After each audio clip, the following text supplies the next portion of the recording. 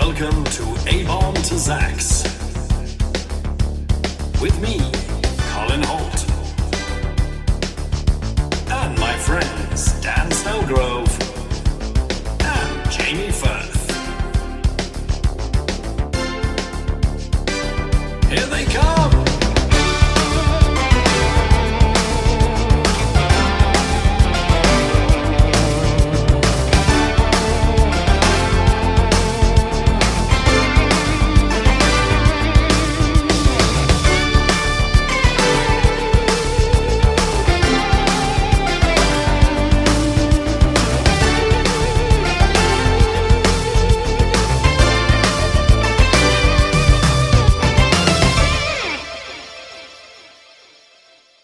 Hello, welcome back to abombtozzzax, my favorite Marvel character, a journey through the Marvel Comics universe, through the many weird and wonderful characters.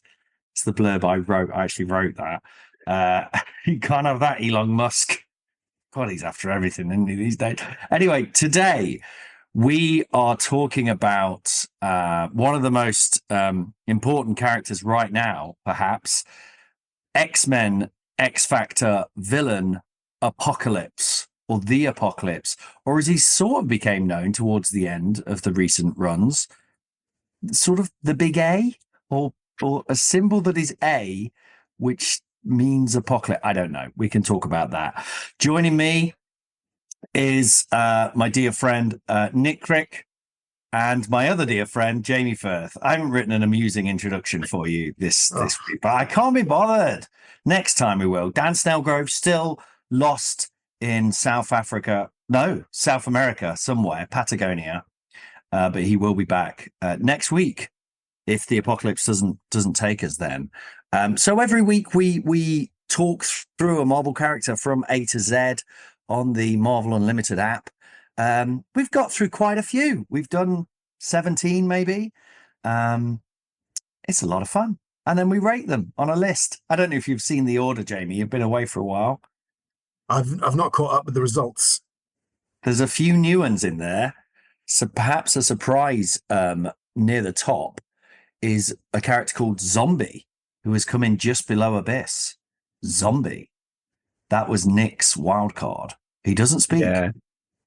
A character who literally doesn't speak or think. He can't speak or think. So Nick's ideal character is just a dead body. Yeah, pretty much. We decided he's my Abyss. Yes. Okay. He doesn't Well, fit. it's good that we've got one of the Zs in because, the chances of us actually reaching there organically. Yeah. It felt weirdly satisfying to get a Z in. It felt very, oh, good. We did it like we'd achieved a thing, but we haven't achieved anything. We did a special Marvel Monster Halloween special, Jamie, with Werewolf, Dracula, Frankenstein, and the Zombie, as I say, and a few others, but you can look that up in a minute. But this week, we're talking about Apocalypse and possibly briefly Android Man. We'll talk about Android Man at the end, shall we? So first of all, Apocalypse. Real name, N'Sabanur. Is that made up, do you think? I mean, obviously it's made up that that's his name, but as in, is N'Sabanur? God, we should have done some research on this beforehand. I had a quick look. I don't think it actually translates. They say it means the first one, but I don't think it's an actual ancient language. I think it just sounds like it means the first one. He's Egyptian. He's from, not only is he Egyptian, he's ancient Egyptian. He can actually claim to be ancient Egyptian. Do you think... This is a really stupid question, but I've often wondered it since childhood. Do you think modern day Egyptians feel any connection to like pharaohs and Osiris and stuff? Not really. This is into the deep end, isn't it? Yeah, sorry. I've just always wondered whether, but I suppose Greek people don't walk around sort of worshipping Zeus anymore, do they? Or do they? I would if I was Greek. I think some Scandinavians do like to pretend they're like Thor. But I would. I think I'd call myself and all my children Thor. And I'd walk around thinking I was Thor. If I carrying a big hammer. I'd carry a big hammer. I carry a big hammer anyway. Just because there's a lot of burglars around here. Just got to be on your guard. Yeah. Do you remember when you were a kid and you really wanted like hammers and chainsaws and stuff? My little boy's got into that. He said, for Christmas, can I get a chainsaw? And I remember saying it as a kid and just my dad going, what? Why? No. And I had to say, no, of course you can't. Why do you want a chainsaw? I don't know. He does. He wants a chainsaw. So there we go. Anyway, Apocalypse, En Sabanur from ancient Egypt. He, like Nick said, it translates as the first one, apparently. But your research told you it doesn't really translate as the first one. I don't think it specifically is an actual language. They just sounds like it might be. He might as well be called basically. It just sounds. Yeah. Yeah. Okay, great. But even if it does translate as the first one, that's not right either. Because at that point, if he's the first one, no one knows he's the first one. By one, it means mutant, I presume. Yeah. Yeah, he's supposed to be the first mutant. But yeah, you're right. How would they know that to name him that in the first place? Yeah, unless he was retroactively, but then En Sabanur. What we're discovering is Apocalypse, in just as we haven't really researched any of this, I feel the creators and writers of Apocalypse probably haven't either. And it's just, and also Apocalypse, the name isn't from Egypt, is it? I think oh God, our research is terrible. No, I think that is Greek. I think that is a Greek. That's origin. Greek. That's a biblical Greek thing, I think. Yeah, it means it means rebirth or renewal rather than like end of everything generally. Okay, which they lean into perhaps in some of the later comics. Anyway, his height and weight are variable. I know that. I don't know what his original height and weight. I like that he was tiny, but he wasn't. I think he was just like most comic characters, a tall, muscular man. But now he can make himself taller and more muscular at will. I'm not sure what the difference between him and Reed Richards is, really. He can... Apocalypse does just have the air of being a kind of invincible baddie for vague reasons. Yeah. Anyway, I'm giving a lot of info away here. But if you don't know who Apocalypse is, he first appeared in X Factor, the 1986 run. And we read for this wonderful podcast episode, X Factor 25 and 68 from the original run. And then we read X Factor 86. And then we jumped forward a lot. But let's talk about those first three. The first form of Apocalypse, if you will, because I feel like his later form is very different. Jamie, you've just been cramming them in like some crazy kid before his A-levels. I have. I'm full of them. I've crammed so many in that can I remember? Those were the first ones that I read. So can I remember anything about them? You've got En Sabanur dripping out your ears. So certainly, he could probably do that. Issue 25, I thought it's going back to the kind of slightly silly slapstick X-Men of days gone by. They mess up all sorts of ways in trying to deal with Apocalypse. And everything they do just makes him stronger. And he wants them to do it. He wants them to, I can't remember what they do. What do they do that's... I remember a moment where Iceman throws some ice at him and he says something like, "Do you not think I'm not ice-proof?" or something. Yeah. It's not quite that. But he said, for a snowball. I wanted you to do that. That was all part of my plan. He goes through a whole series. So I think Beast throws something at him at one point and it blows up the spaceship, which is exactly what Apocalypse wanted him to do. Yeah. So he's one step ahead of them, if not three steps. Oh, several. So did you know about X Factor? Maybe I need to explain X Factor briefly, Jamie. So X Factor, long before the Simon Cowell series, I should add. They still make X Factor comics though, which feels weird now. Do you know what I mean? It's sort of like, it's a bit like calling it I'm a Celebrity or something, isn't it? But it's X-Men, but they've all got very high trousers. Very high trousers, and they get really annoyed if they don't get picked and say things like, "You're wrong, I'm coming back. And then I'll show you next year." Anyway, so X Factor are the original 5 X-Men. By this point in the 80s, the X-Men had become a very weighty, convoluted beast, full of, not beast, Hank McCoy beast, but full of many characters. Obviously, you had the old X-Men, who were never that popular. Then you had the new X-Men, who were very, very popular. And then the new X-Men kept having adventures by new X-Men, Wolverine, Colossus and stuff. And then they thought, why don't we bring back the old X-Men? Because fans, I guess, were sort of like, what about those guys? Remember them? We like them again now. So they brought them back as X-Factor and sort of updated them and modernized them in various ways. One being the Beast. Well, this isn't really an update, but the Beast lost his blue furry look and went back to being just a man with big feet and big hands and short sleeves. That's his power.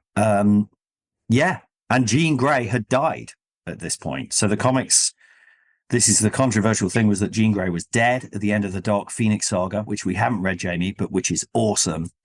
And there was a kind of corporate decision to bring her back for reasons that I'm not really sure about. I think originally the writers didn't actually want to kill her, but because in that story she commits genocide on a planetary scale, they said she has to die at the end. And then, 10 years or whatever later, they said, oh, actually, can you bring her back? Actually, it's only 4 years later, I think. But it felt like a lifetime.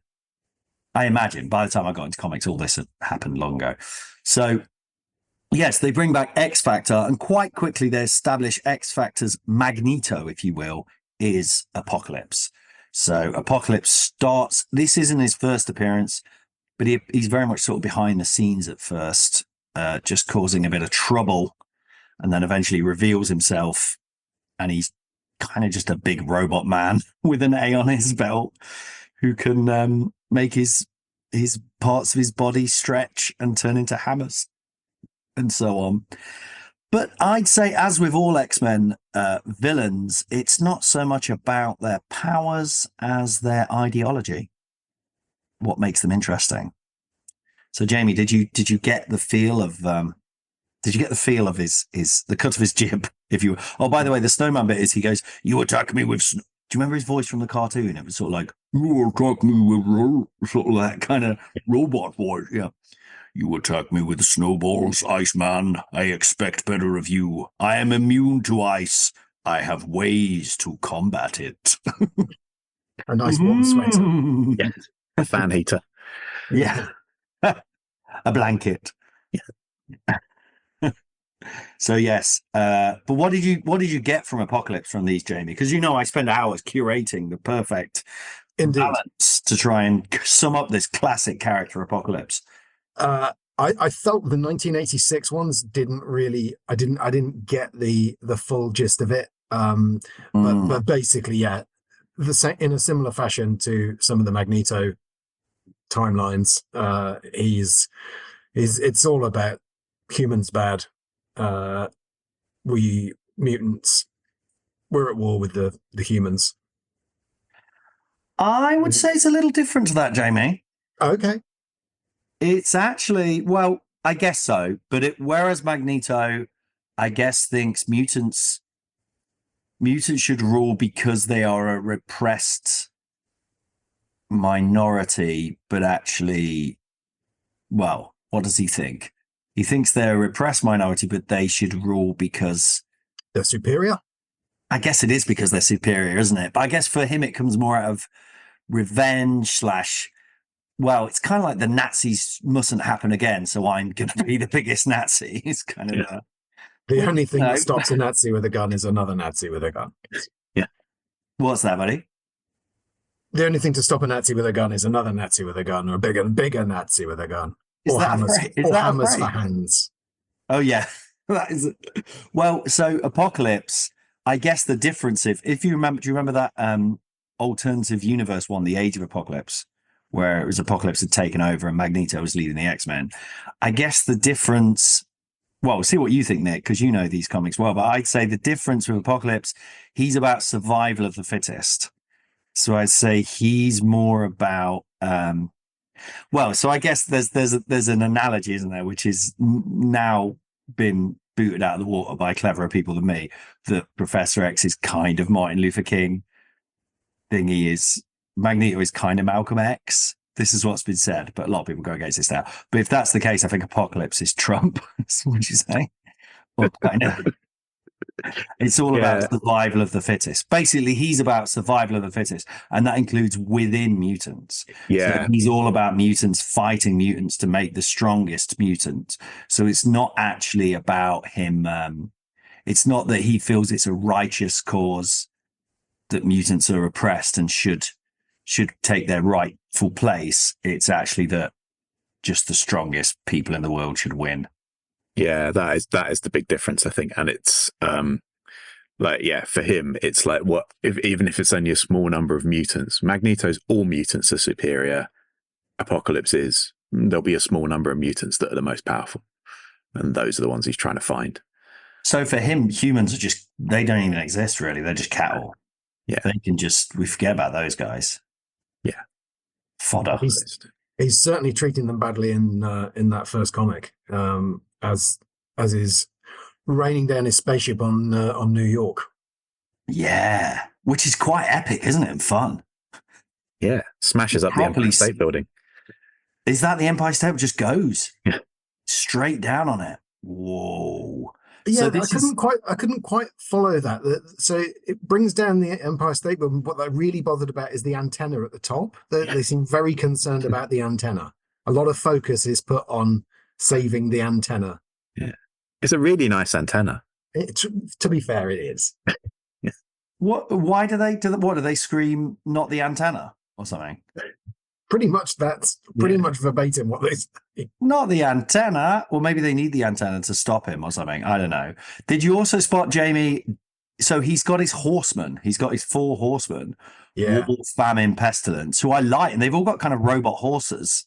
Yes. Which I like all this. This is all fun, and I like the detail that famine is like. They go into how she's like a rich girl, a rich kid who was never loved by a daddy or something. And I don't know. Do you think it's a comment on maybe like supermodels and anorexia or something? I hope not, because that's not very.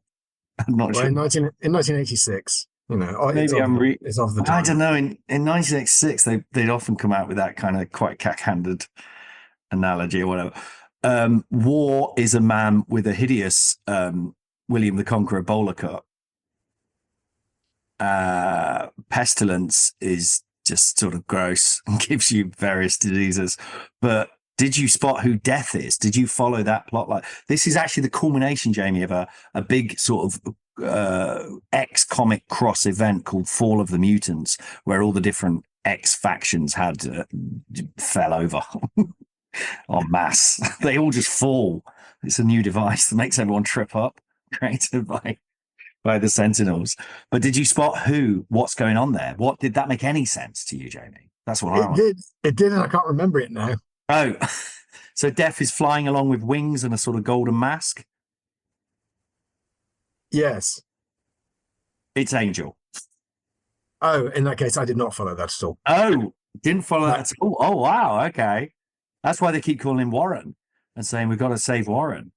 Warren, this isn't you. You're not like this, Warren. I am Death. In a previous story, Warren got his wings chopped off.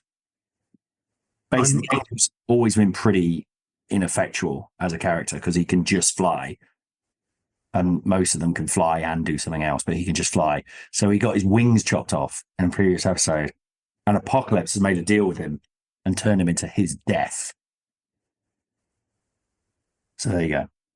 He's got his 4 horsemen. Jamie's completely confused. Well, you didn't spot any of that. What I'm most confused about is I suddenly thought, hang on, if we're doing Apocalypse, then didn't we just do Angel? So shouldn't I know about that? That's a very good point. Did I just choose Apocalypse because I feel like we're facing the apocalypse? I think you did. Do you know why I did? Because there's 3 angel-based characters that I put together. So we're going to do a mega angel episode next week. In fact, maybe even I'll put angel in there. Because why not? Get him out of the way because he's pretty useless. And then we'll do an archangel one later because that's more fun. Well, there you go. So yeah, so basically they're just fighting on a ship is really all that's happening, isn't it? It's just invisible ship. It's invisible to begin with. So no one sees it breaking the Empire State Building.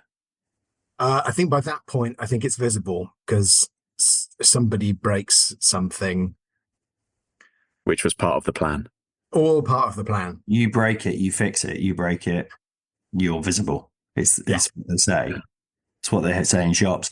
So basically, the story is essentially it's the culmination of this big battle. Oh, Power Pack pop up, of course. Power Pack pop up. There they are, Matter Master and the gang. Is it Matter Master? Mass Master. Mass Meddler. Yeah. The one with his gravity Mr. feet. Mass. And the one with the gravity feet, that's right. And the Rainbow Girl. They get involved for some reason. But I think it's just the same writer. So they're all just Archangel can fire loads of blades from his wings. It's quite RoboCop-like. I'd like to see this done by Paul Verhoeven. That might be tricky now. X-rated. Is he dead? Is he cancelled? Is he dead and cancelled? Paul Verhoeven. I'm now thinking he's not dead. I thought he was dead. Maybe he's not. I don't think he's dead. I don't think it. I watched that RoboCop documentary, Jamie. Wonderful. Yeah, it's wonderful. I'm still on the last episode, but it goes through basically every 5 minutes in intense detail, and then goes 5 more minutes and talks about that. Like interviews, like every scene is like a whole. Oh, it's great. Yes, it doesn't fit into the Marvel canon, but it is a great watch. I think it's called RoboDoc. RoboDoc. It's very, very good. But I think this 80s version of the old X-Men is trying to be a bit. Had RoboCop come out by this point? I guess, but it would be about the same time. Yeah. So it's brutal, isn't it? I mean, it's a lot more violent, robotic, machine-like. Angel obviously has now got metal killer wings that can slice you in two. Oh. And he does. There's a couple of issues where he accidentally chops someone's head off. I think that happens at least twice. And then he goes, "What? Oh, I must not let that happen again." Yeah. Well, once. I slipped up twice. Yeah. Right. Third time, no way. I've got it now. I got it, lad. These things come in threes. No. I don't know if he's happy about having the wings. I think he's quite happy about it. He's like, "But give me my wings back." It's like, "Yeah, but you look terrible, mate." And he made you blue. Yeah. Weird. And what's that costume? It's like pink and blue. Yeah, I think it looks marvelous, but it's a bit much. Yeah, they like their blue characters in X-Men. There's a lot of blue characters. So many characters turn blue. Yeah. So Apocalypse's powers are very Transformers-like in this. There's a bit where his hands turn into kind of little tanks. Yeah. And then he grows wings and I don't know. What did you, from these early, this episode, what would you think of Apocalypse? Were you impressed? I personally wasn't greatly impressed. Okay. I think it was, and forgive me, Marvel writers, but I think it was the writing of it. I think I found it a little bit silly. It made the X-Men seem like a bit of a slapstick, Clouseau-esque outfit until the end, where they obviously, Apocalypse pops off and we'll get him another day, don't worry. Yeah. How do they beat him? Do they just beat him just by? I think he just sort of leaves them to it, doesn't he? Yeah. He just sort of goes, I'll just leave you to sort out the mess. I'm off. I quite like the mastermind thing though, that he has his minions who do his job for him, and then he's a few steps ahead. He doesn't really engage in battle. He does a lot of evil villain laughing in this one. He does a lot of ha ha ha ha. I forgot how much he laughs. He's constantly laughing. And I do think that face, that image is quite menacing and iconic. I don't know why his mouth is like that. So to explain his origin, I didn't give you any of his origin stories because I've read some and they're real boring load of crap. You know what I mean? They're so tedious because a lot of it's just a man in the Egyptian desert fighting other tribes and so on, and sort of them keep going, how did he not die and stuff, and how did he make his hand turn into a big tank? He must be the first one. And Sabanur, we call him. That kind of thing. It's very tedious. But the idea is that he was in this tribe of nomads, discovered he's a mutant. Is that right, Jamie? Like kills a pharaoh, maybe becomes a pharaoh himself, but at some point discovers the Celestials. Do you remember those guys from the Eternals? So he discovers one of their ships, which I think is this ship, and that gives him loads of technology. So he's kind of, which I never liked as a kid, the idea that he was sort of this big, the ultimate mutant with all these powers, most of which is just making your hands hammers. But then he's also got like, oh, and also I found an alien. So I've also got like a spaceship and loads of metal on me that doesn't really do anything. I did get this cool A, though. Yeah, he did stick an A on him. You won't forget that name in a hurry. Yeah, Apocalypse. You know, it means rebirth. Honest. Oh, no. Honestly, I'm not. My real name's Ensaboner. That's just made up. Oh, bless him. Well, he then returns in. So then we did X Factor 68, which was quite a monumental storyline, but really hard to read. Oh, my goodness. There's a lot of words. And the artwork, Will Sporticchio, I just can't see what's happening. Yeah, it goes very strange. This is like peak 90s artwork. Very like spiky, scratchy. Yeah. Like quite ugly in places. Sorry. A lot of it's in like silhouette and kind of the sort of just the outline of people. Yeah. Yeah. And a lot of just bits where it's like people's faces close up, but all shoved together. And Yeah. you can't tell who's who. They're just all going, ah, you know, and they're all doing that face, that sort of screaming battle face. That they're just permanently in that face, even when they're just chatting. But yeah, it's not the best. It's not the best comics. God, I spent ages trying to choose these. But this is quite an important one in terms of Apocalypse and what he is responsible for. Did any of that make sense to you, Jamie? Obviously, you're reading one within quite a. This podcast is now me just testing Jamie and then explaining to him what's happened.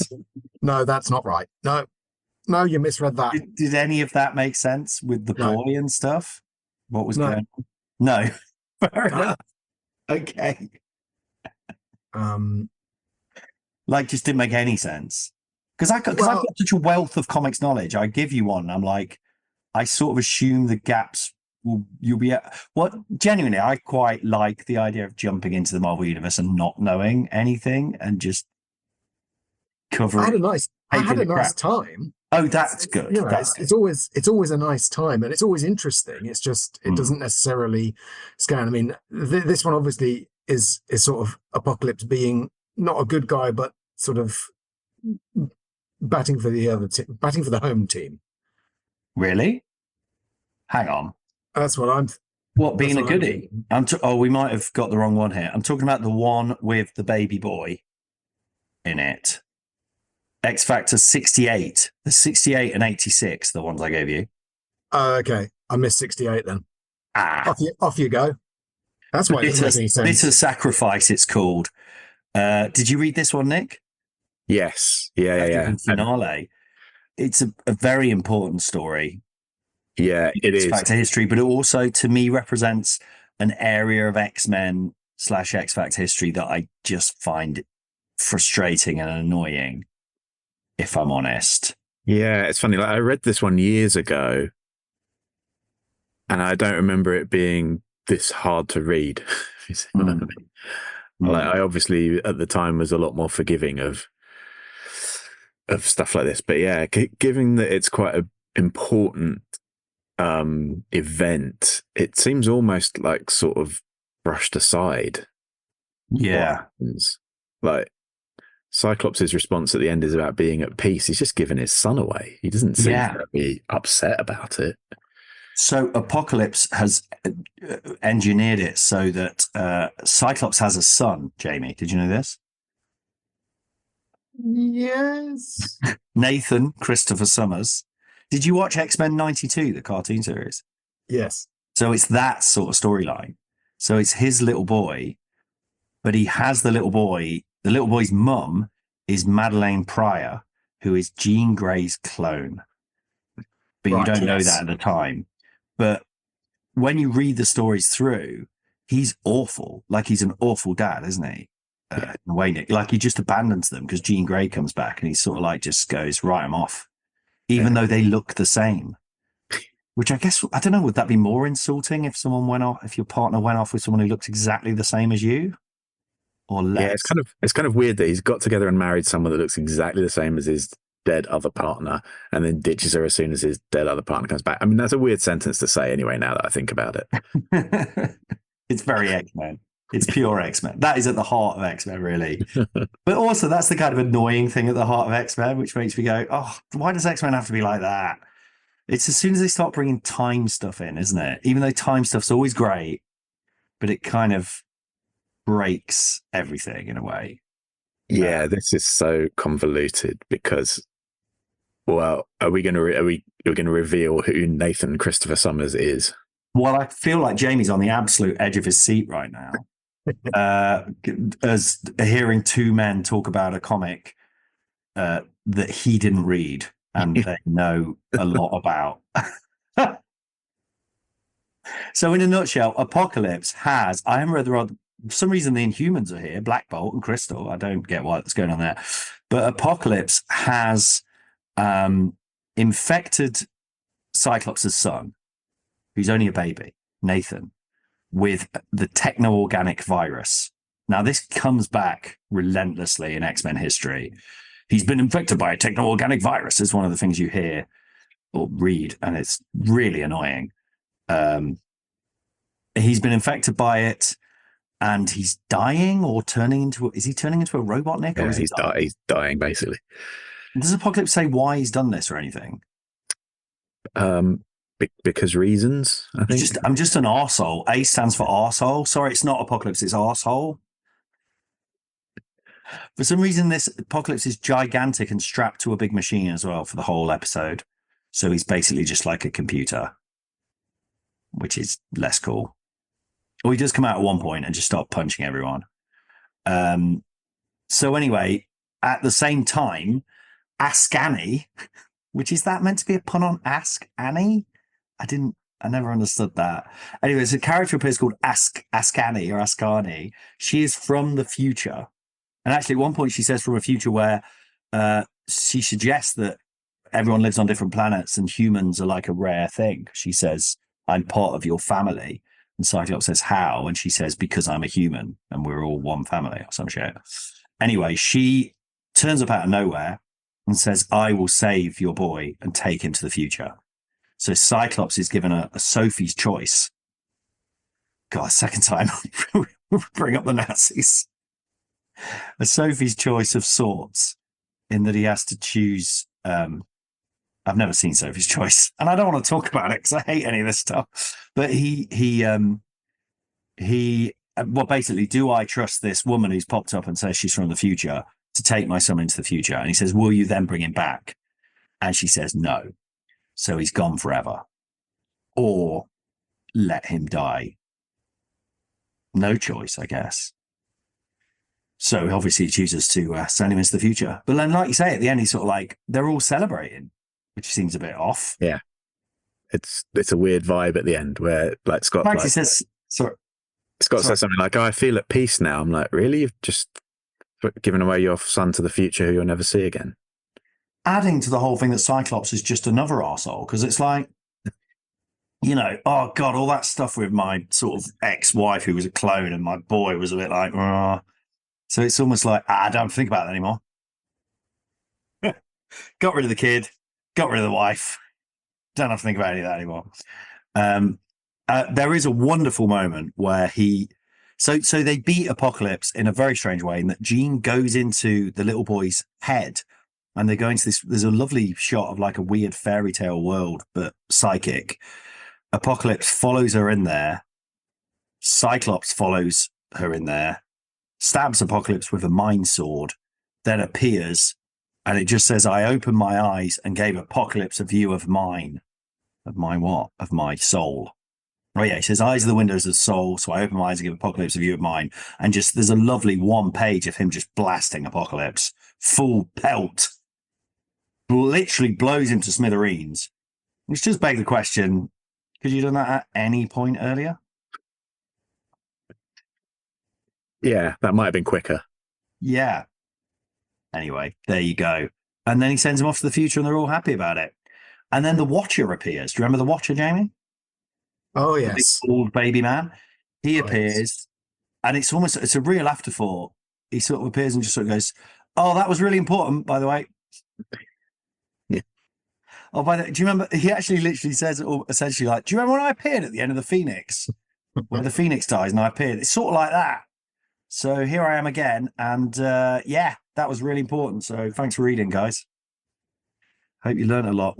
Although weirdly, he's got one of the Watcher's eyes, I've just noticed, is sparkling yellow, which is perhaps a nod. Oh. Yeah. Now you said that, I'm looking at it thinking, yeah, that is like a sneaky little reference, I think. That's a sneaky reference. So do you know who the boy is, Jamie? I know I'm going to say it and you're going to go, Is it what? Sophie? No, it's not Sophie. Okay. Sophie, as in Sophie's Choice Sophie. Yeah.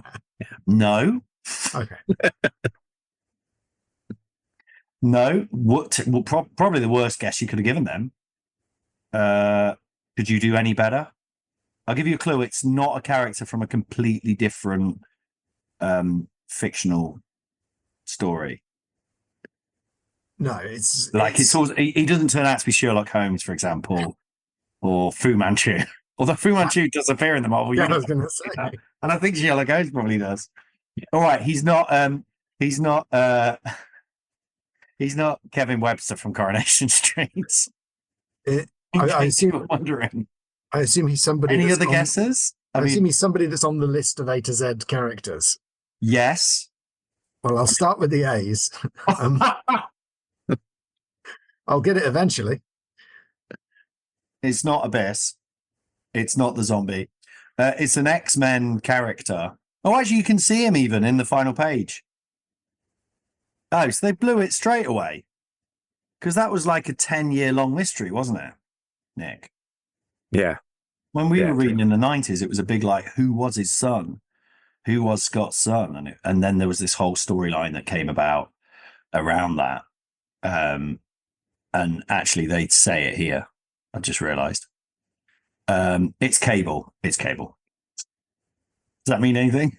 Yes. Like the time when I revealed who A-Bomb was, and I said it's Rick Jones, and you went, "Well, that's another name I don't know."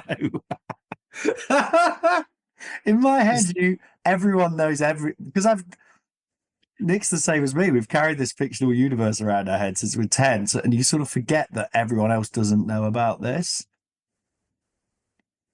It's very childlike and disturbing when you think about it, because it's sort of like my kids sometimes have this, like, well, you know all that, don't you? It's like, no, I wasn't there.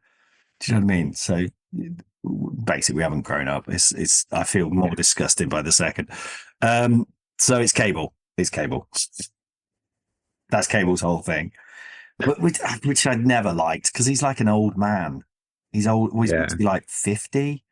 Scott Summers is sort of like under 40.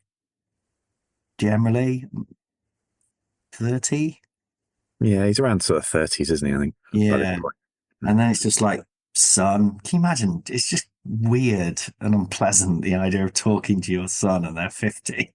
I mean, if you were doing a play, like a sort of clever, I don't know, some weird take on it, that would be fun, but it's not that, is it? Okay, fine. So you did read X Factor 86, though, Jamie.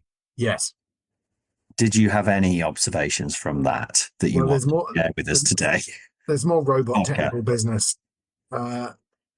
This is Professor Xavier being not well. He's not right. Yeah, he's not well. He's not well. He's not well at all. Oh, he got shot by, it's back, a techno-organic bullet. And he's full of techno. I don't like that thing they do in space comics or just space where they put two words together, like techno-organic. There's a bit when Ascani appears and she says her name. She says, "I am Ascani." And then she says, task work warrior. As in, like, they've made task work a word that future people use instead of saying my job is. Ugh, don't like that. Anyway, sorry, carry on. So yeah, Professor X has been shot by a techno-organic virus. Oh, there's Cable. Cable's in this one. The guy with the glowing eye. Yeah, and I feel now that you've said it was Cable, I feel like it has been either in one of the comics or was it in the X-Men 97? Yeah, I think so. I think Yeah. so. It's almost like you just watch and read stuff to enjoy it, Jamie, rather than take on valuable knowledge that you will I keep in your head for the rest of your life. yeah, I just ditch it straight away. Yeah. My mind is already full of Beatles lyrics and the names of all the football stadiums in the UK, and there's no room Oh, and you no don't room even for like anything football. else. Do you like football? Yes. So Oh, I was a big jock, but I was a jock nerd crossover. oh, I the managed rare to bridge breed, the divide. the rarest of breeds. Indeed. What we all attain to, really. And yet we'll never be. I go to the gym now. Not the same. Archangel's in this as well. I like this artwork. This is where it's all like just completely black and you can just see their eyes and teeth for most. Yeah. I like that. Creepy. But Jamie, you didn't like it. No, I did. I love Oh, you that. did like it. Yeah, yeah. It makes everything look very sinister. I guess the whole thing is sinister. So yeah, Professor X was shot by a bullet. And yeah, like you say, Apocalypse has sort of become a goodie in that he's getting rid of the virus. Yeah. I hate you, X-Men, but I hate the technovirus even more. Even though I think he invented the technovirus. Oh, he hates Strife, who is the big baddie. Okay, so he can. So this is kind of a bridge to the future comics in some ways, or the more recent comics. Sorry, it was the future then, which is the Krakoa era of comics. I've given you a few of these in the past, Jamie, and they've never made any sense to you. I give you House of X 5. House of X is a run that I'd recommend anyone read, whoever ye be. And X-Men 2019 5 and 7. No, sorry, 4 and 7.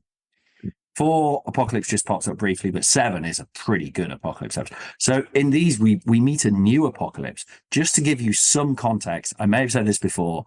At this point, so this is created by a writer called Jonathan Hickman, who had the bombastic, bold idea to take over the X-Men. And they create their own government on a living island called Krakoa, which is also a mutant. And they create a refuge for all mutants. And this is an idea created by Professor X, Magneto, and Moira McTaggart, who is also revealed in the series to be a secret mutant, her mutant power being that when she dies, all of reality resets and she starts again. And she's done that 10 times. So we've actually had 10 different. Oh, it's so cool. Or she has 10 limits, a bit like Doctor Who. She's got like a limit of the amount of times it can happen. The first time she just lives her whole life and dies and then just wakes up again with all the knowledge from that first life. And then it goes awry from there. It's really cool. And House of X is about that, basically. And this is issue 5. Is she just the same every time? She doesn't come back like as somebody else. It's not like she wakes up and she's No. Peter Capaldi. No. Comes back as what? Peter Capaldi. Peter Capaldi. No. Or Liberace. Look at what you said. No, she just comes back. She comes back the exact same life, but it's up to her how she lives it. So she must be the most powerful mutant ever, because literally her whole mutant power changes all of everything in a way. Yeah, she can change the whole timeline if she decides to do something different. Which she does. And there's one where she sort of marries Apocalypse, I think, which you don't see. You only have hints to this happening. So you see how it's so cool, Jamie. This Jonathan Hickman writer, he's thinking on many, many levels. But the sort of point of House of X is it's about this is feels more relevant now that the world is perhaps about to be subsumed in fascism. In reality, feels genuinely quite possible in that, Trump has taken over the presidency and basically said he is going to turn it into a dictatorship. And I feel on some level he is. He admires Putin and so on. So I guess part of this is, can you escape that by creating your own world? Krakoa is basically Brighton or Bristol. With a lot of people being a bit right on and smug, patting each other on the back, but they create their own booze even, don't they? The Krakoa can grow. The weird thing is Krakoa can just grow buildings and you live in it. any builder you want. There you go. So it's an incredible world that they live in, but the problem is the rest of the human world, or the human world, is not happy about this, even though Krakoa has promised to give them drugs that will extend their life. I love the specificity of it. It will extend their life by 5 years. And then there's one that makes them a bit more intelligent or something. I can't remember what they are now. That's the main one. There's ones One that just cures cure Alzheimer's. they cure various diseases as well. Yeah, like Alzheimer's and various sort of debilitating things. Oh yeah, because there's one whole storyline which is like a woman who's working for the FBI desk, where she's trying to deal with this, and her mum is dying of dementia. So she takes the drug, so she, gets involved with the X-Men. But the X-Men have gone from being, basically, they're not a group of superheroes anymore. They are a government. They are their own culture, a minority. And it's sad. When the end comes, it's so sad, because it's like, no, you can't have that. Sorry. The world will crush you for it if you try and break out of the system. Powerful stuff. Anyway, Apocalypse is rolling these. House of X number 5, really, that's just him turning up. So one of the main things is Krakoa is for all mutants, including even the worst villains. All your crimes are wiped away, even if you, as Apocalypse has, committed genocide, I believe, repeatedly. He's an arsehole. I don't like what they do with him in terms of this storyline, in that they do this whole thing where they turn him into a wizard, which is weird. So we're just going to ignore all that. Yeah. Did you read any of those, Nick? Yeah, is that the X of Swords stuff? Yeah. God, that was bad. Yeah, it was a bit much. So bad. But the rest of it's all almost perfect. And Wolverine sort of questions why he wants to be there. And he says, well, the whole point was us, what does he say? The whole point was us trying to make mutants the dominated species. And now you've done that. Yeah. Yeah, his response is basically like, well done. Yeah, this is what I was after. Thanks. Did we trust him? No, he's a big robot man with red eyes. He's got asshole on his chest. He's got two A's now. He's got one at his collar as well. Oh, yeah, double A battery. Oh, man. He's a big man. Quite big. Biggest of them all. So then we've got those 2 X-Men stories. What did you think of those, Jamie? I thought these were great. I loved these. So glad, because I sent you one of the Hickman ones, and you were like, "Yeah, I don't really like it." And I was like, "No, it's a big step forwards, because it's all gone very political, very highbrow, and it's very smart. It's not doing what I would associate with comic book things. There's no fighting. Well, there's a bit of fighting, but only minimal, and they only do it because they have to. Yeah, even that, it's like they fill the requirement of fighting, but in a really cool way that's effective and plot based. Yeah, and I mean, House of X. It's a shame we haven't got Mr. Snellgrove here, because, oh my goodness, there's so much science. They're constantly explaining how all of the science of it works, and it's really detailed. And at one point, it's just like, right, we're not even going to do pictures. We're just going to have to go full text screen for several pages, so that people get their heads around what actually is happening here. Yeah, and I love that. Explaining the science is wonderful. And my absolute favorite thing is in the X-Men 2019 one. It's the world. They go to the World Economic Forum. And there's a whole page dedicated to the dinner menu to show what they will be eating, and a sort of list of the attendees as well. That's very cool, isn't it? I love. So one of Jonathan Hickman's things as a writer is he always does this. He always puts in, which is very Alan Moore, I suppose. He always puts in these pages which give you like extra, almost like appendix, extra info. Yeah. And I think it's almost like a joke on that he's given you the menu. Because often, like you say, they are these like intense scientific explanations, a lot of which I don't really understand, if I'm honest. Yeah. You think, oh, that sounds clever.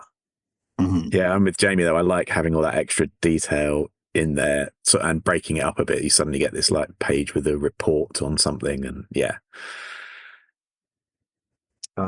Just out of interest, the World Economic Forum dinner menu includes watermelon gazpacho with habanero and poblano chilies, shredded kale, mushrooms, bacon, parmesan, and then olive wagyu.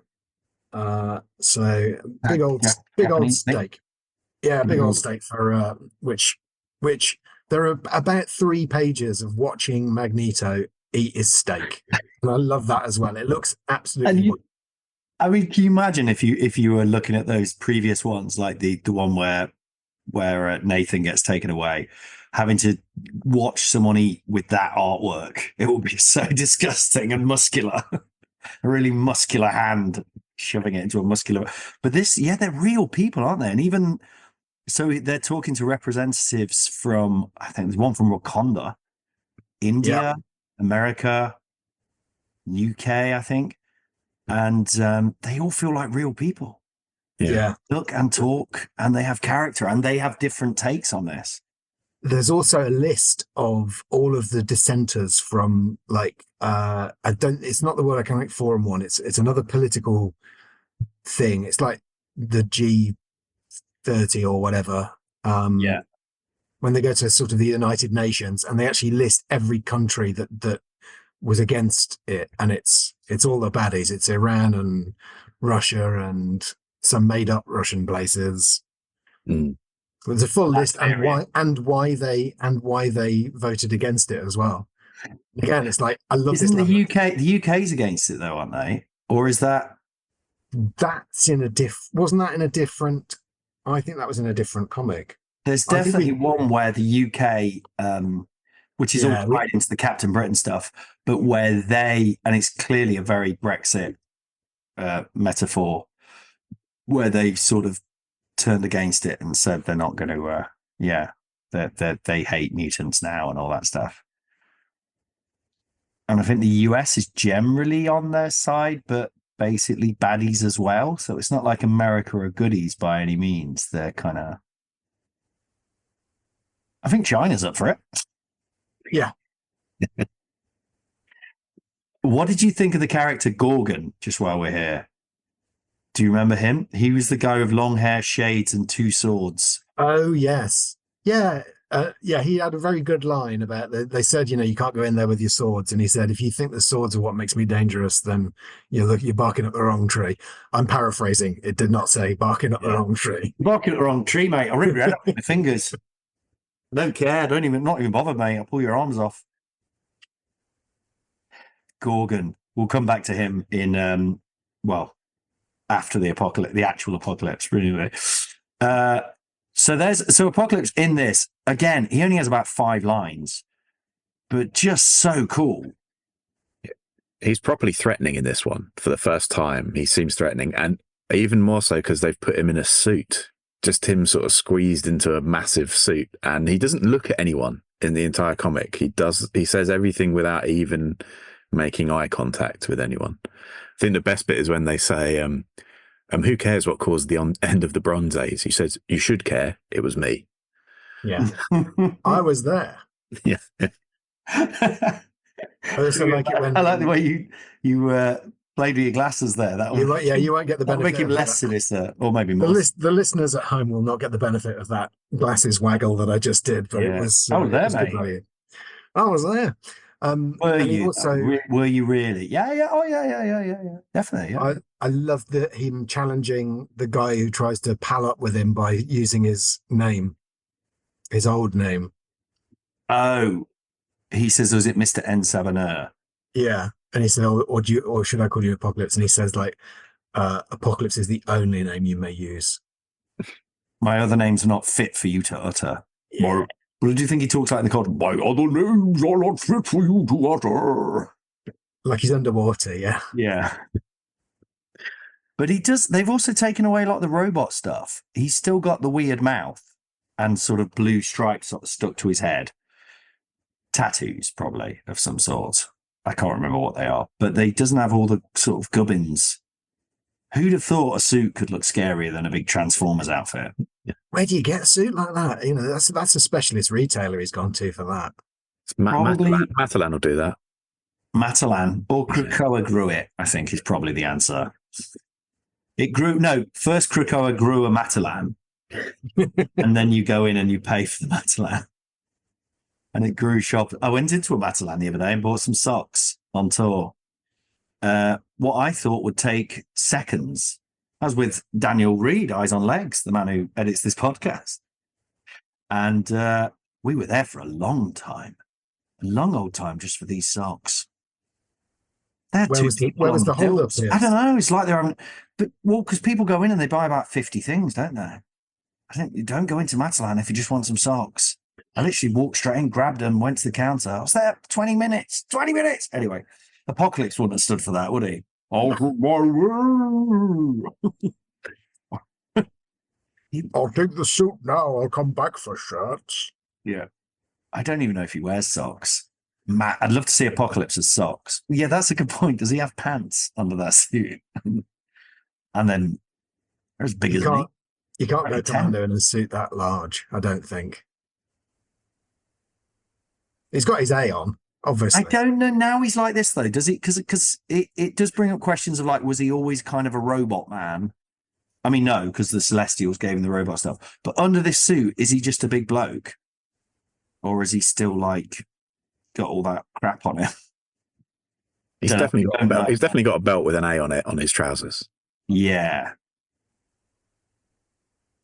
Oh, he's really bought into the A thing. It's like, I've never got a tattoo. I've always wanted a tattoo, but I've never got one because I've always been worried that I'd get one and then not really think, oh, actually, that doesn't really represent me. Do you know what I mean? Nothing represents me. Nothing's cool enough to represent this guy. But yeah, he's really leaned into the A, hasn't he? Oh, he has got big metal things over his ears, which sort of earmuff things. Don't know what they do. But yeah. Keep his ears warm. That's the big A. Keep his ears. Well, yeah. Well, that's his ice. Yeah, that's how he defeats ice. Earmuffs. Nothing can stop the earmuffs. Finally, we read possibly one of my favorite comics of all time. Jamie just crammed it in there at the last minute. X-Men 2019 number 7. Yeah. Is that right? Yeah, I think so. Whoa, boy, oh boy. Do you feel confident enough to tell us what happens here, Jamie? And then we'll rank up. No. Okay, fine.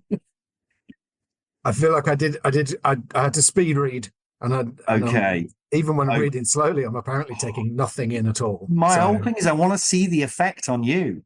So I'm disappointed. No, which is weird. Why do I want that? I think I want people who are into sport to. It's validation. Yeah. I want validation. Yeah.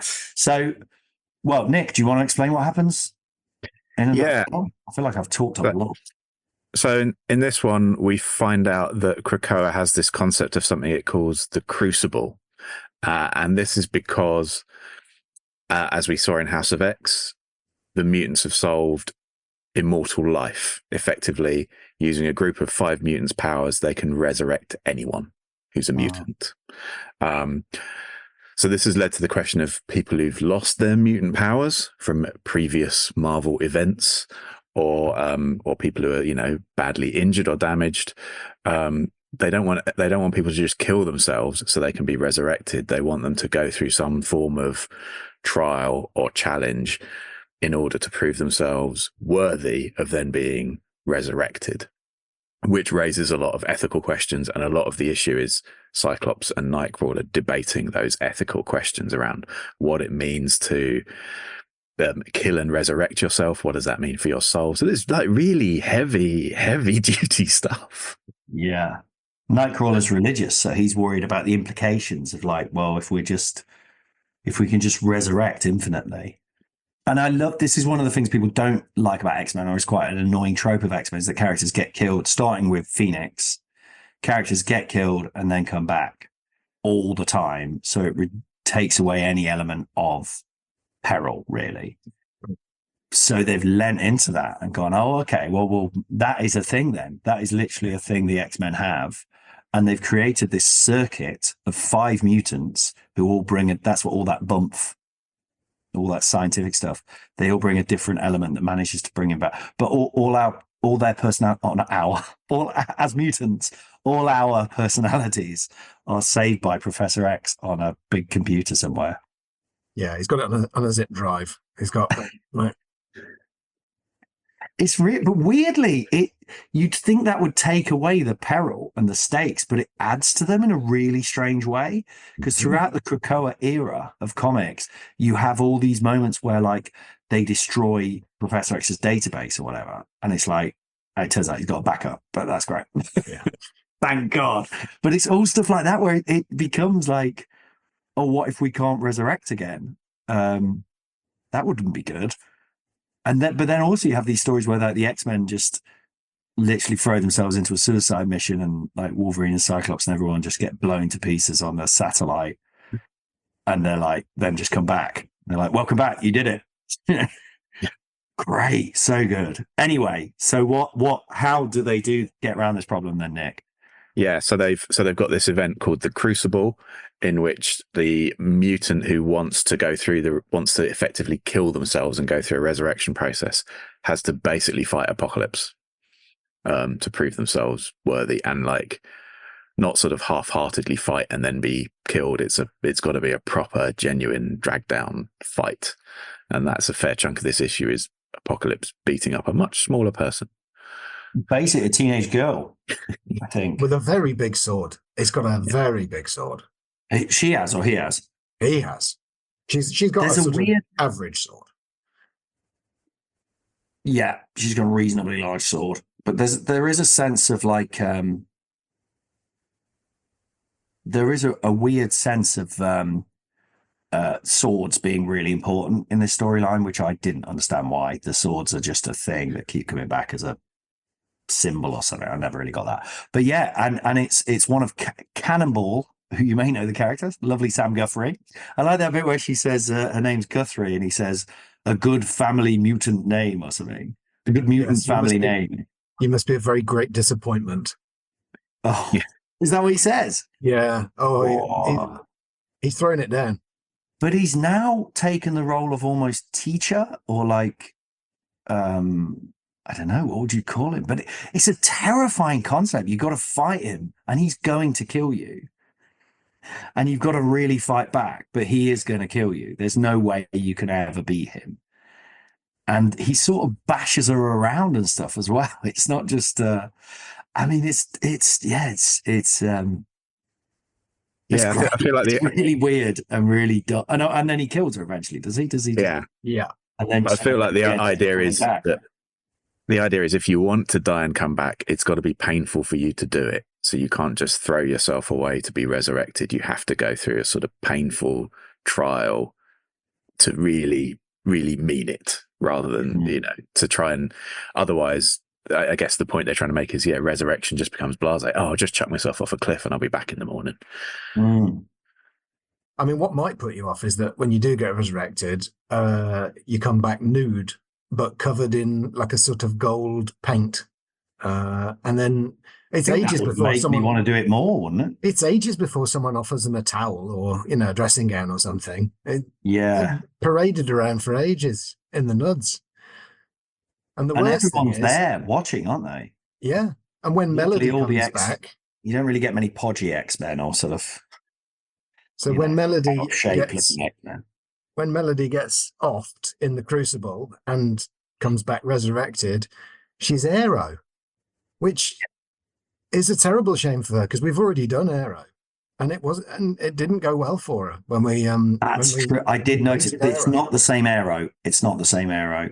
She doesn't suddenly become a Chinese state. She does sort of float up and sort of fly in the sky. Yeah. And she's very minty. Yes, very minty. Deliciously Loads of minty. bubbles. She has a minty smell. That's a secondary mutant gift. A slightly minty smell. And she makes you really fat if you eat her. No. So that is Apocalypse. There, we did him. We did the Apocalypse. Few men or women have bested him. And I feel like we have at least talked about him for about 45 minutes. But where does this master of chaos, Darwinian genocidal mania, and ultimately sort of wise old teacher of the young, where does he fit in our cast of characters so far? Where does he go in the order? So right at the top there, we have the X-Men's ultimate villain, Magneto. Ultimate hero / villain. Could he be either? Apocalypse. He's sort of similarly become a hero. He's not a hero, is he? But he's on the good side, at least, in these later comics. But he did a lot of bad. He broke the antenna on the Empire State Building. No one does that. He made Cyclops send the small boy, his son, into the future to turn into basically Lee Majors from the $1 Billion Man. Is essentially, let's say it. We're just going to say it. That's what Cable is. That is literally what he is. But he did save Professor X's life. He took part in Krakoa, and he really stuck it to the industrial complex, or whatever they're called. What are they called? Military industrial complex of the world. Oh, he popped over to Davos. Oh, Davos, yeah. But he, where was it he went? What was the meeting? It wasn't with Davos, was it? It's like the World Economic Forum, isn't it? Is that Davos? Yeah. Oh, so they're not the governments. I thought isn't Davos like just people like Elon Musk and so on? It's the evil puppet masters that run the world, Phil, as you know. And Apocalypse is kind of like, well, you think you're the evil puppet masters who run the world? I've got a bloody A on my chest, mate, under this lovely suit. It's the top politicians of the world, and also top businessmen and just important people, you know. Oh yeah. I didn't go. I'm waiting. I have been asked to the BBC audio party this year, which is I often see as a sign of how successful I've been, because there's many years I haven't been, some years I am, but I haven't actually gone for 10 years.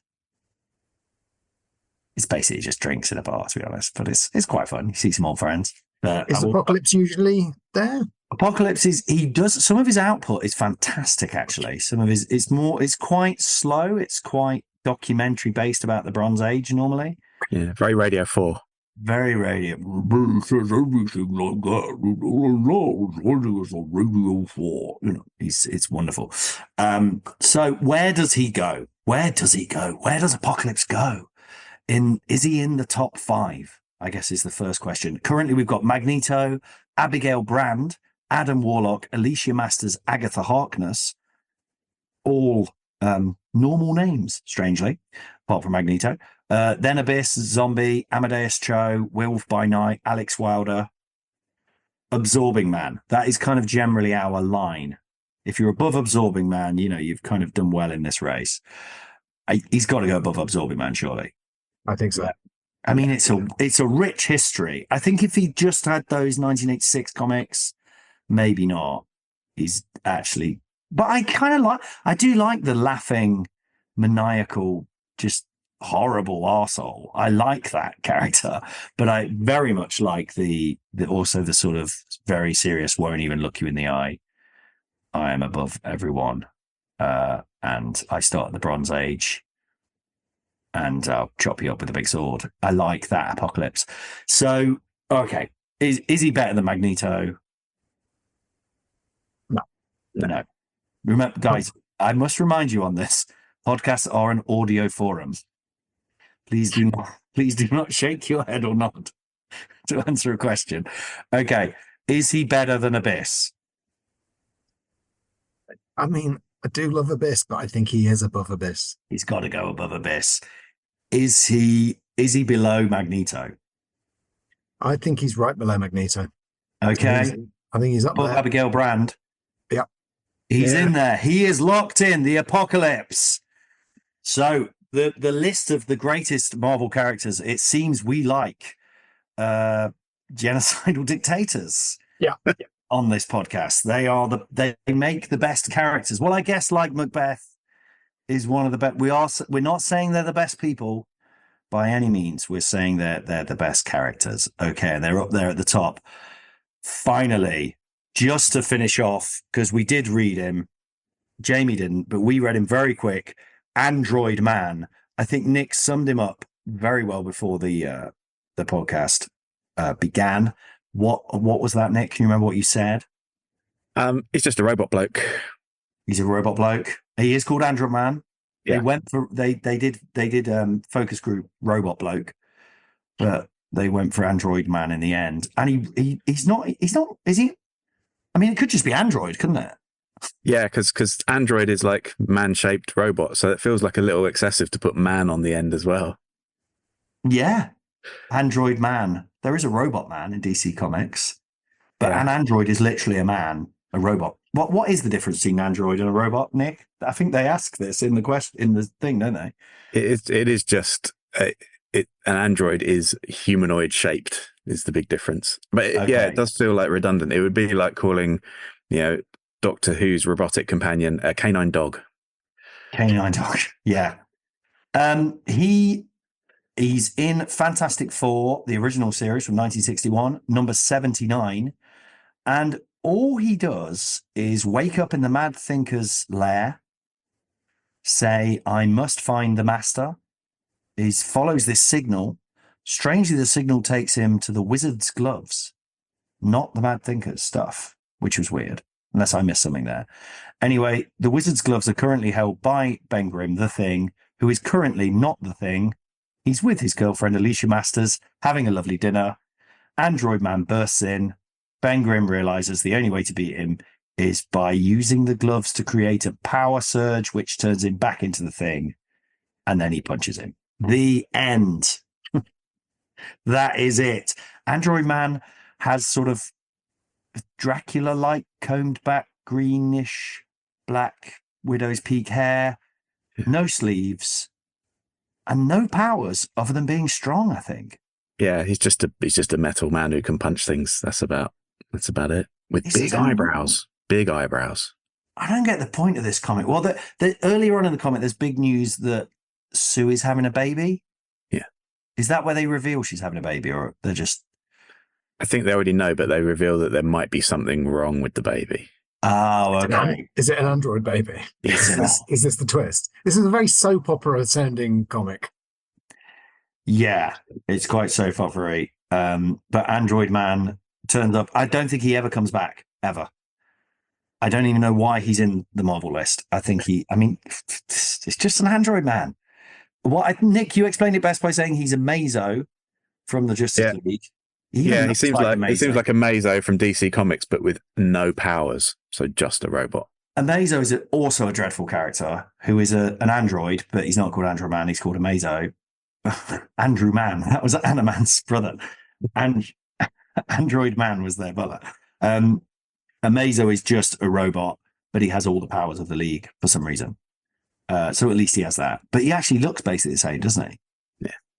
Yeah, it's the same design. So we've really gone all in talking about Sue's baby worries. So we've run out of time to think of a character. Android Man. Okay, that's all they've done.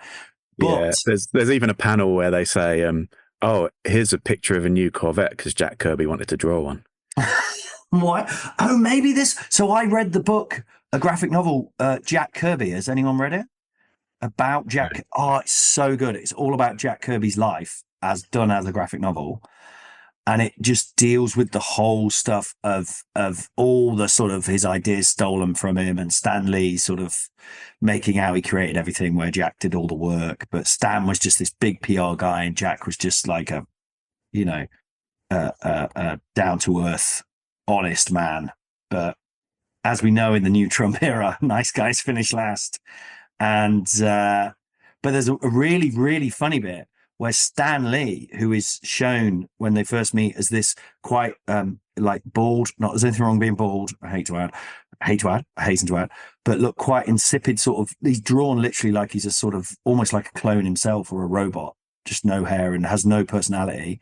And then Marvel Comics take off, and then Jack Kirby walks in one day and he's got a full head of hair, so obviously it's a wig, the big moustache, sunglasses, and like this sort of crazy John Travolta shirt and everything, and suddenly has created this character of Stan Lee and just becomes him till the day he dies. That's so weird, isn't it? Well, it's honestly one of the best things I've ever read. But there was a period during Fantastic Four where he realizes how much Marvel Comics are screwing him over and how much Stan is screwing him over. Stan does an interview where he basically takes credit for everything, and Jack is sort of just seen as like the guy who facilitates Stan's ideas, essentially. So I reckon this is probably during that period, because if he's like, all right, if you don't, if you want to take credit, you come up with the ideas, and Stan's going, okay, Android I can do man? this. Yeah, I think that's what's happened. Oh, Android Man, is it? Yeah, there he goes. What about that? What does he look like, Stan? What does Android Man look like? What if he's got no sleeves? Oh, that's a good idea. Do you want to see what that looks like? Oh, that's what it looks like. What's his powers, Stan? What can he do? Strong. Right, we'll do that. What kind of car does he drive? Yeah. No, that's Jack's one thing. He just can't help himself from doing something good in the comic. And the one good thing is there is this hideous one page talk where Sue and Reed are together talking about the baby's worries. I know this is like the 5th time I've mentioned Trump, but have you seen today? He's like got this guy, his district attorney called Mike Getz. Have you seen this man? The worst man out of a bunch of bad men, possibly the worst. And he has this thing where his forehead is huge. And then he has this like tiny face and a huge forehead, and then a sort of flat top on top of the huge forehead. He's the strangest looking man you've ever seen. Not that is a reason to dislike him. Everything else is a reason to dislike him. But Reed in that photo, it's meant to be this love photo in that picture. It's meant to be a beautiful moment of him, and he just looks like Matt Getz. And Sue's in a nightie, just sort of going, "Oh, Reed, whatever happens will be all right." God. Seeing as we've mentioned Trump and Stan there, just to pull it back to the House of X, did you spot the Stan soapbox in the middle of it? So in between, I think I read up on it, in between like 1967 and 71, I think, Stan Lee would put a thing called Stan's soapbox, where he just basically says something. And that one there, which was republished in 2019, I don't think it's an accident, is about, I recommend people go and find it. It's from May 1969. But Stan's soapbox is all about the path of love and the path of hatred, basically. And it's from 2016. I think it's in the House of X, so it's been republished very deliberately, I suspect. Well, so that was when he died. Yeah. Have you seen Into the Spider-Verse? Because it's with one of his quotes from a Stan soapbox. I think that is deliberate. They did do a lot of that during the first Trump era. It'd be interesting to see what happens now with things like Marvel and Disney, whether they can, because I thought they were pretty amazing. Like even to Avengers Endgame, the movie, I felt that was like, I don't know how worked out it was, but it did feel like sort of saying, hate must be beaten by people coming together and standing against tyrants and all that stuff. And to the point where, do you remember when Captain America gets aged up?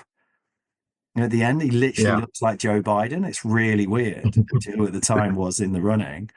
Oh man, it's scary times, isn't it? But it'll be interesting. Well, interesting and terrifying to see if they this time toe the line and stop doing all that woke crap. Do you know what I mean? To quote the baddies, will Apocalypse win, or will Magneto win? We don't really want him to win either. I want Frankenstein. I've been reading some more Monster of Frankenstein, by the way, Nick. They get much better. I recommend a few. I'm starting to like him a bit more. It's an interesting read. Anyway, God, I think we're all going to be talking about Trump forever, aren't we? So Android Man, despite being possibly the thinnest character, as in, thinly drawn character imaginable, possibly Jack trying to get his own back on Stan. I still think he's better than Agent X. I still prefer him.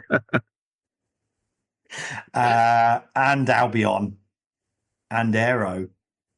We can't really say he's better than Arrow, can we? No, but maybe Agent X and Albion, yeah.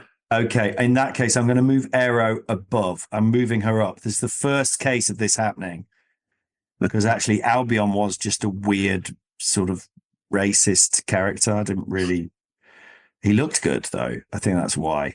But okay, so Android Man is going after Aero. Okay, Yeah. I feel So if you're a big horrible racist, then you're either top of the league or bottom, and nothing in between is what we're is saying. Apocalypse racist? No. Oh, is Magneto Full of racist? hate though. So Yeah. much. They are full of hate. God. Apocalypse is not even out of revenge or anything. It's just he's worked. That's why he's scarier, actually, isn't it? Because he's decided that is, I am in the right. The strong will prevail. Will the strong prevail? Let's find out next week. If if the stronger prevail, what if like they're doing their Trump's got his enemies list. What if we're like the top? That'd be a twist no one saw coming, wouldn't it? The Has he been first thing listening he to wants this? to do is shut down abombtozzzax. Well, he can 25 subscribe, listeners. Sorry, subscribe to the Patreon. That's what he needs to do. he needs to what? He needs to subscribe to the Patreon. Oh yes, please, Donald Trump, if you're listening, please subscribe to our Patreon or Patreon, as I always call it. Maybe it is Patreon. What if he turns up his inaugural address and he's wearing basically the apocalypse suit? And Got a big A on his. Oh, he's got the Eurasian. I mean, I'd appreciate his honesty. Do you know what I mean? He's really not holding back. Really not holding back this time. What if he does decide to wear some sort of supervillain suit? He could now. He could, and he should Might as well. Get it from He Matt. might as well. He's got everything. Oh, wonderful. No, terrible. Okay, so next week we're going to do an angel marathon. We're gonna. Okay, so we've gone from the worst of the worst to the holiest of. No, that's a different thing, isn't it? Sorry, the holiest of holies. We're gonna meet. We're gonna meet a variety of angels. We're gonna meet Angel, who we know, who eventually becomes Archangel. Warren Kenneth Worthington III, to give him his full name, which for some reason I've always remembered. Angel Salvador. A modern twist. Go broke, right? Sorry, I'm now obsessed with this stuff. Angel, the original Angel, real name Holloway, something Holloway, can't remember what, from the 1930s, from the first ever Marvel comic, 1939. It's literally called Marvel Comics. Or maybe Marvel Mystery Comics, can't remember. No, it's called Marvel Comics. First appearance of the Human Torch, Submariner, and Angel. Who is he? He's got a mustache. That's about it. But anyway, and finally, Angela, which is almost an angel. Her name is literally just Angela. Angela! Someone's aunt. I am Angela! In Angela's Assassin #1. So that's going to be fun. From the dark to the light. Let's see if any of those angels can top two bloodthirsty would-be dictators. I hope so. And if they can't, then democracy truly is dead. We've got all angels covered. We don't do names for the episodes, do we? We should do. All angels covered. Very good. Well, the one is the name of the characters. Right. Well, we've talked forever, and it's been wonderful. It's great to have you back, Jamie. It's I good hope to be you're back. back for the long term. Nick, please join us whenever you like, Happy to stick around. because it's good to have someone who knows what any of this means every now and again. None All right, taken. gang. See you again. You have been listening to abombtozzzax, my favorite Marvel character, with me, Colin Holt, and my friends Dan Snowgrove and Jamie Firth. There they go! Please remember to support us at patreon.com/abombtozzzax.